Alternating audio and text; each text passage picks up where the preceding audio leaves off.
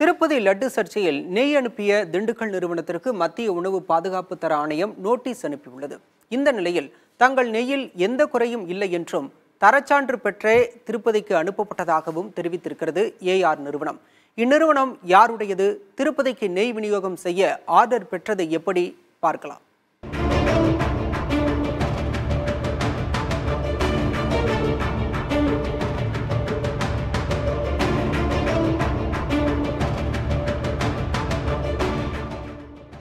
பன்றி கொழுப்பு, மாட்டுக் கொழுப்பு, மீனெண்ணெய், திருப்பதி லட்டில் இவையெல்லாம் சேர்க்கப்பட்டதாக எழுந்த புகாரின் அனல் இன்னும் அடங்கவில்லை. இந்த புகாரை அடுத்து திருமலை திருப்பதி ஏழுமலையான் கோயிலுக்கு நெய் விநியோகம் செய்த திண்டுக்கல்லைச் சேர்ந்த ஏஆர் டைரி ஃபுட் என்ற தனியார் நிறுவனம் பிளாக் லிஸ்ட் செய்யப்பட்டது. மேலும் அந்த நிறுவனத்தில் உணவு பாதுகாப்புத்துறை அதிகாரிகள் 13 மணி நேரம் சோதனை நடத்தியிருக்கின்றனர். ஆர் ராஜசேகரன் என்பவரால் 1995ஆம் ஆண்டு தொடங்கப்பட்ட ராஜ் பால் பண்ணை படிப்படியாக வளர்ந்து தற்போது 18 மாவட்டங்களில் பால் கொள்முதல் நிலையங்களை அமைத்துள்ளது. 3 லட்சம் லிட்டர் பால் தயாரிக்க மத்திய மாநில அரசுகளின் அனுமதி பெற்றிருக்கிறது. தற்போது தினமும் 2.7 லட்சம் லிட்டர் பால் தயாரிப்புகள் நடைபெற்று வருவதாக தெரிவிக்கப்பட்டுள்ளது. 29 ஆண்டுகளாக பால், தயிர், மோர், நெய், பன்னீர், வெண்ணெய், பால்கோவா உள்ளிட்ட பால் சம்பந்தமான பொருட்களை விற்பனை செய்கிறது. தினமும் நெய், வெண்ணெய், பன்னீர் ஆகியவை தலா 1000 லிட்டர் தயாரிக்கப்படுகின்றன. உரிய அங்கீகாரம் மற்றும் அனுமதியோடு விநியோகஸ்தர்கள், வியாபாரிகள் மூலம் இந்த பால் பொருட்கள் விற்பனை செய்யப்படுகின்றன. 7000க்கும் அதிகமான பால் முகவர்களிடமிருந்து நேரடியாக பால் கொள்முதல் செய்யப்பட்டு தமிழ்நாட்டில் 13க்கும் மேற்பட்ட மாவட்டங்களில் விற்பனை செய்யப்படுகிறது. தங்களுக்கு 2.5 லட்சம் வாடிக்கையாளர்கள் இருப்பதாக இந்நிறுவனம் தெரிவித்துள்ளது. ஆண்டுக்கு சுமார் 150 கோடி ரூபாய் வருமானம் பெறும் ஏஆர் நிறுவனம் தற்பொழுது என் நியூட்ரிகா என்ற நிறுவனத்துடன் இணைந்து பால் பவுடர் தயார் செய்து வருவதாக தெரிவிக்கப்பட்டுள்ளது. என் நியூட்ரிகா நிறுவனத்தின் அதிகப்படியான பங்குகள் ஆர் ராஜசேகரனிடம் இருப்பதால் இவர் இந்த நிறுவனத்தின் தலைவராக இருந்து வருகிறார். மத்திய மாநில அரசுகளின் உரிய உணவுத் தரச் சான்றிதழ் பெறப்பட்டு கடந்த 20 ஆண்டுகளுக்கு மேலாக எந்தவிதமான புகாருக்கும் உள்ளாகாமல் இருந்தது. ஆண்டுக்கு 100 கோடி ரூபாய்க்கு மேல் வருமானம் வரக்கூடிய நிறுவனம் என்பதாலும் திருப்பதி தேவஸ்தானத்திற்கு நெய் விநியோகிக்கும் ஒப்பந்தத்தை பெற்றது. ஏஆர் நிறுவனம் சார்பில் 8.50 லட்சம் லிட்டர் நெய் விநியோகிக்க கடந்த மார்ச் மாதம் ஆர்டர் கிடைத்துள்ளது.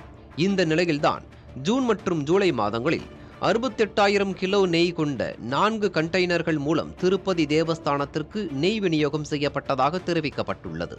இந்நிலையில் ஏஆர் நிறுவனத்தின் நெய் தரமானது இல்லை என கூறி கடந்த ஜூலை மாதம் ஒப்பந்தத்தை ரத்து செய்தது திருப்பதி தேவஸ்தானம். இந்நிறுவனத்தை கருப்பு பட்டியலில் வைப்பதாகவும் தேவஸ்தான நிர்வாகம் அறிவித்திருந்தது. தற்போது இந்த நெய்யில் விலங்குகளின் கொழுப்புகள் கலக்கப்பட்டுள்ளதாக திருப்பதி தேவஸ்தானம் மற்றும் குஜராத் ஆய்வகம் அறிக்கைகள் வெளியிட்டுள்ளது கூடுதல் சர்ச்சையை கிளப்பியுள்ளது. இந்த குற்றச்சாட்டுகளை முற்றிலுமாக மறுக்கிறது ஏஆர் நிறுவனம்.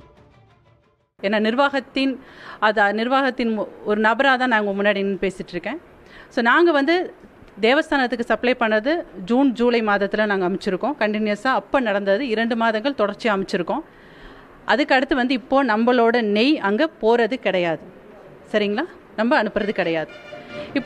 இப்போ திருப்பி கம்பெனி மேலே கம்பெனி நேமை யூஸ் பண்ணி, எங்களோட நேமை யூஸ் பண்ணி ஒரு ரிப்போர்ட் வந்துட்டுருக்கு. அதில் எங்கேயுமே எங்கள் கம்பெனி நேம் இல்லை. பட் ஆனால் விஷயங்களை வச்சு பேசுகிறத வச்சு அதே மாதிரி சொல்கிறீங்க. இன்னொன்று, எங்களோட தயாரிப்பில் குறை இருக்குது, இந்த மாதிரி பண்ணுறாங்க அப்படின்னு நீங்கள் வெளிப்படுத்துகிறத பட்சத்தில் இருந்ததுன்னா எங்களோட ப்ராடக்ட்ஸ் நெய் எல்லா இடத்துலையும் இருக்குது. எல்லா இடத்துலையும் எங்கள் ப்ராடக்டை நீங்கள் எடுத்து டெஸ்ட் பண்ணலாம். ஜென்யூனிட்டி, அதோட நம்பகத்தன்மையும் அதோட தரத்துலையும் எந்த குறைபாடும் இருக்காது.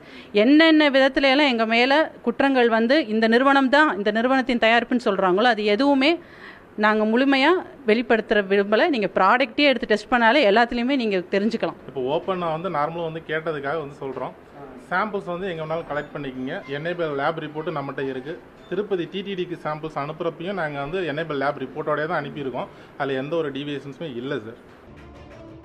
ஏஆர் டைரி ஃபுட் நிறுவனத்தில் பால் பொருட்கள் தயாரிக்கும் போது பின்பற்றப்படும் வழிமுறைகள் குறித்து மாசு கட்டுப்பாட்டு வாரியம் மற்றும் உணவு பாதுகாப்புத்துறை அதிகாரிகள் ஆய்வு செய்துள்ளனர். பால், நெய், பன்னீர், வெண்ணெய், தயிர், மோர், இனிப்பு போன்ற பொருட்கள் ஆய்வுக்காக கொண்டு செல்லப்பட்டுள்ளது. ஆய்வு முடிவுகள் அடிப்படையில் அடுத்த கட்ட நடவடிக்கைகள் எடுக்கப்படும் என அதிகாரிகள் தெரிவித்துள்ளனர்.